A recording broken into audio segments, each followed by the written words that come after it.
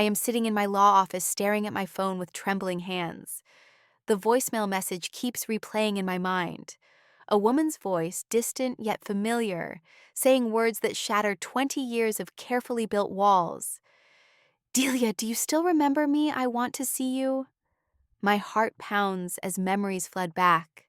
I am 5 years old again, sitting on Martha's porch steps, waiting for Mommy to come back in just 1 hour. But she never did. Before I tell you this story, let me know where you are watching from. Please hit like and subscribe if you have ever felt the sting of being left behind by someone who was supposed to love you unconditionally. Because today's story will change how you think about forgiveness and what family really means. My childhood was a patchwork of uncertainty. At 5 years old, I lived with my mother, Jennifer, in a cramped trailer on the outskirts of Phoenix, Arizona. Jennifer was 23, a single mother who worked part-time at a local diner when she could keep a job. The father question was always met with silence and subject changes. I learned early not to push too hard when Jennifer got that distant look in her eyes. Our life was a constant struggle. Dinner was often instant ramen noodles or peanut butter sandwiches. My clothes came from thrift stores, hand-me-downs that never quite fit right.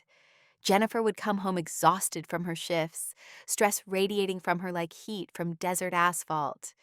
I became an expert at reading her moods, learning when to be invisible, when to stay quiet in my small corner of our trailer. Money was always tight. Jennifer would count and recount the few crumpled bills in her wallet, her face creased with worry. Sometimes the electricity got turned off, and we would eat cold cereal by candlelight. Jennifer would tell me it was an adventure, but I could see the fear in her eyes. She was drowning, and at 5 years old, I was too small to throw her a lifeline. The Monday afternoon in March started like any other day. Jennifer had been particularly agitated that morning, pacing around our small living space, checking her reflection multiple times in our cracked bathroom mirror. She applied makeup more carefully than usual, which struck me as odd since she claimed to have work that day. She also carried a large duffel bag, something I had never seen her take to the diner before. Around 2 in the afternoon, Jennifer knocked on our neighbor Martha's door. Martha Henderson was a 60-year-old widow who lived alone in a modest house next to our trailer park. She had kind eyes behind wire-rimmed glasses and always smelled like vanilla cookies. Martha was one of the few bright spots in my young life, often inviting me over for milk and homemade treats when Jennifer was working late or dealing with her own troubles. "Martha, honey, I have an emergency at work." Jennifer said, her voice higher pitched than normal. "Could you watch Delia for just 1 hour? I promise I will be right back." Martha, being the gentle soul, she was immediately agreed. Jennifer knelt down and hugged me quickly, her perfume stronger than usual. "Mommy will be back soon, baby. Be good for Mrs. Martha." She kissed my forehead and rushed out the door, her duffel bag bouncing against her hip. Martha welcomed me into her warm kitchen, where the afternoon sun streamed through yellow gingham curtains. She made me a grilled cheese sandwich, golden brown and perfectly crispy, served with a glass of cold milk. We settled in her living room to watch cartoons on her old television set. The couch was soft and comfortable, covered with one of Martha's handmade quilts. For the first time in weeks, I felt truly safe and cared for. 1 hour passed, then 2, then 3. Martha glanced at the clock on her mantel more frequently as the afternoon wore on. By 5 o'clock, concern was etched across her weathered features. She tried calling the diner where Jennifer supposedly worked, only to discover something that made her face go pale. Jennifer had quit her job there over a week ago. She had been lying about going to work all this time. Martha hung up the phone with shaking hands. I could sense something was wrong even at my young age. "When is Mommy coming back?" I asked, my small voice cutting through the sudden tension in the room. Martha forced a smile that did not reach her eyes. "Soon, sweetie, maybe Mommy had something important to handle." But her voice wavered with uncertainty. That night, Martha let me sleep in her spare bedroom, a cozy space with flower wallpaper and a soft bed that smelled like lavender fabric softener. But I could not sleep. I kept getting up to look out the window, searching the darkness for any sign of Jennifer's return. Every car that passed made my heart leap with hope, only to crash back down when it continued past our street. Morning came and still no Jennifer. Martha made pancakes shaped like smiley faces, but I could barely eat. My stomach was twisted in knots of worry and confusion. Where was Mommy? Why had not she come back like she promised? Martha tried to distract me with games and books, but nothing could shake the growing dread that something terrible had happened. The first week after Jennifer disappeared was a blur of desperate hope and crushing disappointment. I spent hours sitting on Martha's front porch, scanning every car that turned onto our street, convinced that any moment Jennifer would appear with some explanation for her absence. Martha would gently coax me inside for meals, but I refused to stray far from that porch, my 5-year-old mind unable to comprehend that my mother might not be coming back. Martha contacted the police after the first 48 hours. Officer Rodriguez, a kind woman with patient eyes, explained that adults had the right to leave if they wanted to, but she would file a missing person report anyway. When the police went to investigate our trailer, they found it completely empty. Jennifer had taken everything of value, leaving behind only a few of my old toys and outgrown clothes. The discovery hit me like a physical blow. Even my beloved teddy bear, Mr. Buttons, was left abandoned on the floor. Finding Mr. Buttons was when the reality truly sank in. I clutched that worn brown bear to my chest and sobbed until no more tears would come. Martha held me as I cried her own tears, falling silently into my hair. That teddy bear, forgotten and discarded, represented how Jennifer saw me. I was something she could leave behind without a second thought. The next phase brought a parade of official-looking adults into Martha's quiet home. Social worker Ms. Rodriguez arrived with clipboards and forms explaining terms like temporary custody and foster care placement. The idea of being sent to live with strangers terrified me more than Jennifer's abandonment. I clung to Martha's skirts, begging her not to let them take me away. Martha, bless her heart, immediately volunteered to become my temporary guardian. But the system was not that simple. Background checks had to be completed, her home had to be inspected, and she had to attend parenting classes, despite having raised 3 children of her own decades earlier. The bureaucracy was overwhelming, but Martha navigated it with determination, driven by her love for a little girl who was not even her own blood. Meanwhile, the search for Jennifer intensified. A local charity organization raised funds to hire a private investigator named Detective Scott. He was a gruff man with kind eyes who treated my case with the seriousness it deserved. Within a few weeks, he had uncovered disturbing information about Jennifer's past. She had a history of prescription drug addiction, primarily pain medications, that had started after a work injury years before I was born.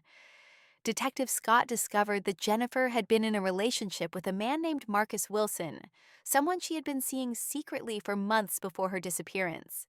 Neighbors in our trailer park confirmed seeing a motorcycle parked near our home late at night, though they had never mentioned it before, because they thought it was none of their business. The investigation revealed that Jennifer and Marcus had left Phoenix together, heading toward Las Vegas, where Marcus supposedly had job connections. The trail went cold in Las Vegas. Security cameras showed Jennifer and Marcus checking into a motel, but after that, they seemed to vanish. Detective Scott spent weeks following leads that led nowhere. Credit card records showed no activity. Jennifer had essentially erased herself from existence, taking nothing that could be traced. When Detective Scott came to deliver his final report, I overheard him telling Martha, "Ma'am, this was planned. She knew exactly what she was doing." Those words cut deeper than anything else. Jennifer had not left in a moment of crisis or desperation. She had methodically planned her escape, choosing a new life with Marcus over the responsibility of raising me. The abandonment was not accidental. It was deliberate. At 5 years old, I began to understand that I had been unwanted, a burden that Jennifer was eager to shed. Martha tried to shield me from the worst details, but children absorb more than adults realize. I began having nightmares, waking up screaming for a mother who would never come. Martha would rock me back to sleep, singing lullabies in her soft voice, slowly becoming the maternal figure I desperately needed. She never made promises she could not keep or offered false hope about Jennifer's return. The legal process to make Martha my permanent guardian took nearly a year. During that time, I started kindergarten, where my teacher, Mrs. Patterson, was briefed about my situation. I struggled with separation anxiety, panicking whenever Martha was out of sight. The school counselor worked with me on coping strategies, but the fear of abandonment had taken deep root in my young psyche. Slowly, with Martha's consistent love and care, I began to heal. She never spoke badly of Jennifer, even when I asked difficult questions. "Sometimes people make choices that hurt the ones they love," she would say. "That does not mean you did anything wrong." Martha became my anchor in a world that had proven itself unreliable and dangerous. As years passed, life with Martha settled into a comfortable rhythm that I had never experienced before. She was everything Jennifer had never been: reliable, patient, present. Martha attended every school play, helped with homework at the kitchen table, and tucked me in every single night without fail. Her love was steady and unconditional, so different from the chaotic affection I had known with Jennifer. When I turned 10, Martha officially adopted me. The courthouse ceremony was small but meaningful. Judge Martinez, a kind woman who had followed my case, smiled as she declared Martha my legal mother. I remember Martha crying tears of joy as we signed the papers, and for the first time since Jennifer left, I felt like I truly belonged somewhere. Martha had chosen me, fought for me, and made me her own. High school brought typical teenage challenges, but also deeper issues rooted in my abandonment. I struggled with trust, always waiting for people to leave. When friends made plans and then canceled, I would spiral into anxiety, convinced they were rejecting me like Jennifer had. Martha patiently worked through these episodes with me, often suggesting therapy when my fears became overwhelming. Dr. Kim became my therapist during junior year, helping me understand that my trust issues were normal responses to trauma. We worked on building healthy relationships and recognizing the difference between temporary disappointments and actual abandonment. "Your mother's choice to leave was about her own issues, not your worth," Dr. Kim would remind me repeatedly. College at Portland State University was both exciting and terrifying. Leaving Martha felt impossible, even though I was only moving a few hours away. She encouraged my independence while assuring me that her love would never change, regardless of distance. "Real love does not disappear when you are not in the same room," she told me the day I moved into my dorm. Law school was my way of taking control in a world that had felt chaotic for so long. Understanding legal systems and advocating for others gave me purpose. I specialized in family law, drawn to helping children navigate custody situations. Every case reminded me of my own experience, and I fought fiercely for kids who felt powerless in adult decisions. By 25, I had built a stable life in Portland. My job at Morrison Lee and Associates was challenging and rewarding. I worked primarily with divorce cases involving children, ensuring their voices were heard in custody proceedings. My colleagues respected my insight into family dynamics, never knowing that my expertise came from personal experience rather than just academic study. My relationship with Jake started 2 years earlier when we met at a coffee shop near the courthouse. He was an architect, tall and steady, with laugh lines around his eyes that spoke of genuine happiness. Jake was patient with my emotional walls, never pushing too hard when I withdrew during stressful times. He understood that my fear of abandonment was not about him, but about wounds that still occasionally ached. Martha had been my rock through everything, but last year cancer took her from me. The diagnosis came suddenly: aggressive lung cancer, that the doctor said was likely environmental from years of secondhand smoke from her late husband. I took family leave to care for her, treasuring our final months together. She died peacefully in her sleep, holding my hand, her last words being, "You made my life complete, sweetheart." Her death devastated me, but it also brought unexpected peace. Martha had shown me what unconditional love looked like. She had chosen me every single day for 20 years, proving that family was not about blood, but about commitment. Her funeral was packed with people whose lives she had touched, testimonies to the kind of woman who would take in a stranger's child and love her as her own. Then came that Tuesday afternoon in my office when everything changed again. I was reviewing custody documents when my assistant knocked on my door. "Delia, you have a voicemail from someone claiming to be your mother." My blood turned to ice. Only 3 people knew about my history: Martha, Jake, and Dr. Kim. Martha was gone. This had to be some kind of mistake.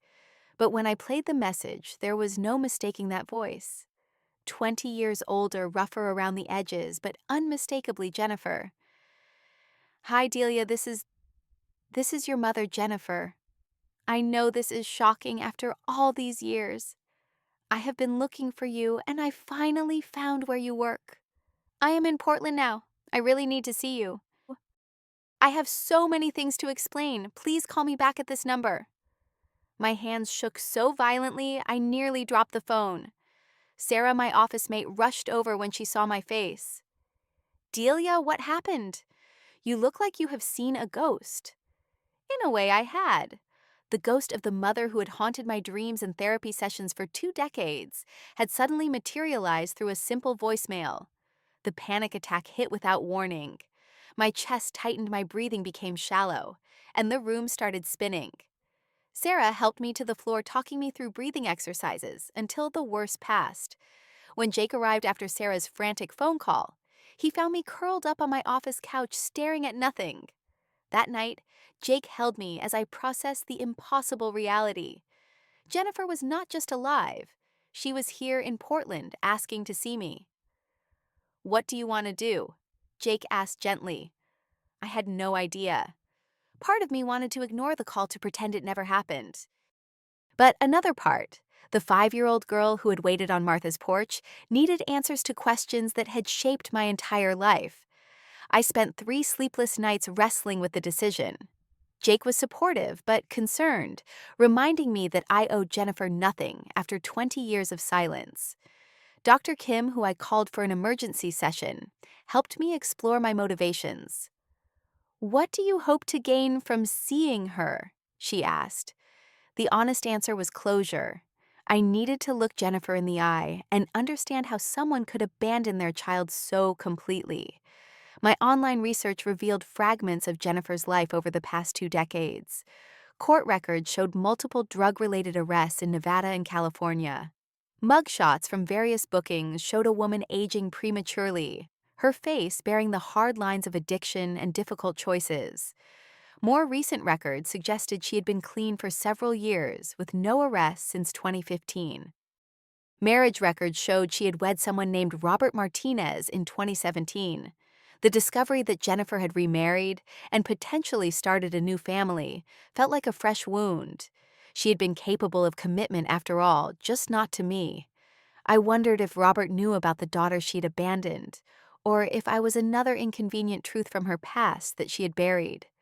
When I finally called Jennifer back, her voice was eager, almost desperate. We arranged to meet at a neutral location, Stumptown Coffee on Division Street, a busy public place where I would feel safe. I told Jake the time and location, and he offered to wait nearby, though I insisted on facing this alone. Some conversations required complete vulnerability, and I needed to be fully present for whatever Jennifer had to say. The morning of our meeting, I dressed carefully in my best suit armor for a battle I had been preparing for my entire life. I arrived 15 minutes early, choosing a table near the exit with a clear view of the door. My coffee grew cold as I watched every woman who entered looking for the face that had haunted my childhood memories. When Jennifer walked in, I recognized her immediately, despite the dramatic changes. She was 43, now thin, in a way that suggested hard living rather than health consciousness. Her blonde hair was darker, streaked with premature gray, and her face showed the wear of years I had not witnessed. But her eyes were the same pale blue I remembered, and they found mine across the crowded coffee shop with startling intensity. She approached my table hesitantly, as if unsure of her welcome. "Delia," she said softly, and hearing my name in her voice brought back a flood of memories I had carefully buried. You look beautiful, so grown up and successful. She sat down across from me, her hands trembling slightly as she placed them on the table. For several moments, we simply stared at each other across the divide of 20 years. I had imagined this conversation countless times, but now that it was happening, words seemed inadequate. Jennifer looked older than her years, bearing the weight of decisions that had clearly cost her dearly. Part of me felt a flicker of sympathy for the broken woman sitting across from me. "Why now?" I finally asked, cutting through her attempts at small talk. "You have had 20 years to find me. Why reach out now?" Jennifer's composure cracked slightly, and I saw a flash of the instability I remembered from childhood. She launched into a prepared speech about being young and scared about addiction controlling her choices, about thinking she was protecting me by leaving. I was 23, Delia. I was addicted to pain medication and dating someone who was not good for either of us. I thought you would be better off with Martha. She could give you things I could not. Jennifer's explanation felt hollow, rehearsed. I had heard similar justifications in family court from countless parents, trying to excuse their failures. "Martha raised me," I said firmly. "She was my real mother. She chose me every single day for 20 years. Jennifer flinched at my words, but I continued. "She died last year, and you were not there. You missed her funeral, missed seeing the woman who saved your daughter become the person I am today." Jennifer's face crumpled, and for a moment I saw genuine remorse. But then she shifted tactics, trying to rewrite history. "I have been looking for you, Delia. I have been clean for 8 years now. I am married to a wonderful man named Robert, and we have 2 children together. I want you to meet them to be part of our family." The revelation hit like a physical blow. Jennifer had not just survived without me. She had thrived, creating the family she had been unwilling to maintain with me. "Does Robert know about me?" I asked. I... Jennifer's silence was answer enough. "Do your children know they have an older sister?" "It is complicated," Jennifer said, confirming my suspicions. "But I want to tell them. I want us to be a real family now." Her words revealed the truth I had suspected from the moment she called. This was not about love or genuine desire for reconciliation. This was about Jennifer's guilty conscience, finally catching up with her successful new life. "You do not get to have a real family with me," I said, standing up from the table. "You had a real family 20 years ago, and you threw it away. I built a life without you. I survived, I thrived, and I did it all while you were playing house with someone else's children." Jennifer became defensive, her voice rising enough to draw stares from nearby tables. "You do not understand what I went through. Marcus was abusive. I was sick. I did what I thought was best for you." Tisixi, even now she was making herself the victim, unable to accept responsibility for the devastation she had caused. "Martha never abandoned me."